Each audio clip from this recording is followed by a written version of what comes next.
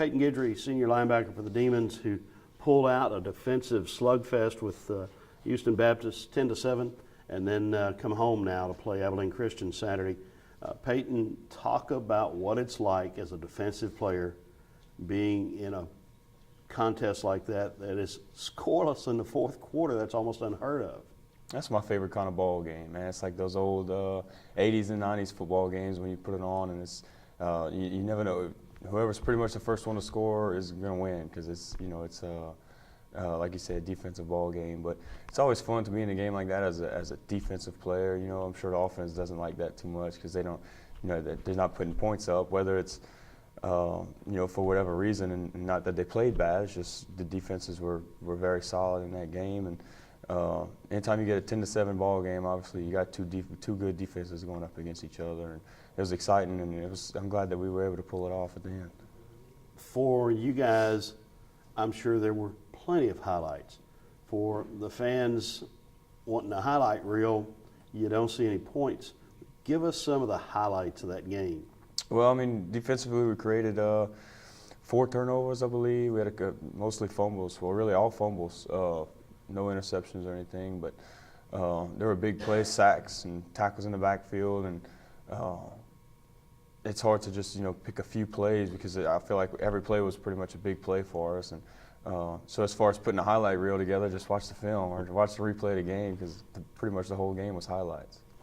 Yeah, you had 13 tackles for loss as a team, 9 sacks, and you had 2 of those, and you had 14 tackles, a career high.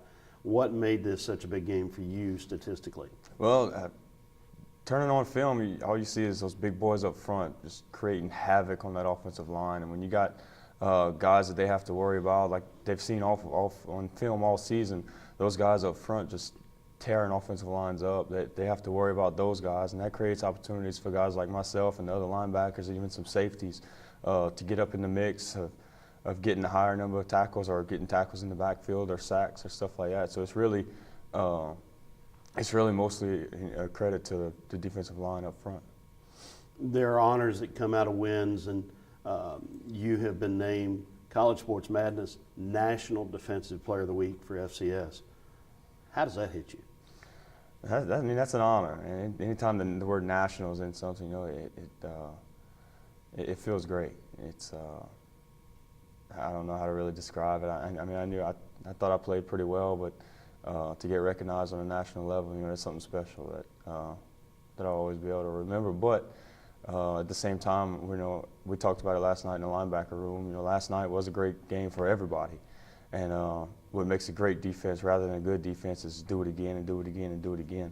And we have 3 games left, and that's what we plan on doing. We're not gonna sit and dwell on the Houston Baptist game, as great as it was for us. We got to do it again, and we got to do it again, and that's what we plan on doing. Tell me about the emotions of the last minute, the game-winning field goal, the locker room celebration. Well, last minute was definitely fun. After they scored, I think there was a minute and 05 on the clock, and when Hayden Bourgeois, man, he took the ball to their 48-yard line, and I went up to him and I said, "Do you realize what you just did?" Because he's still a young guy. I think he knew what he did, but it's just we had to be there to tell him, like, you just set us up, and now we're going to win this football game.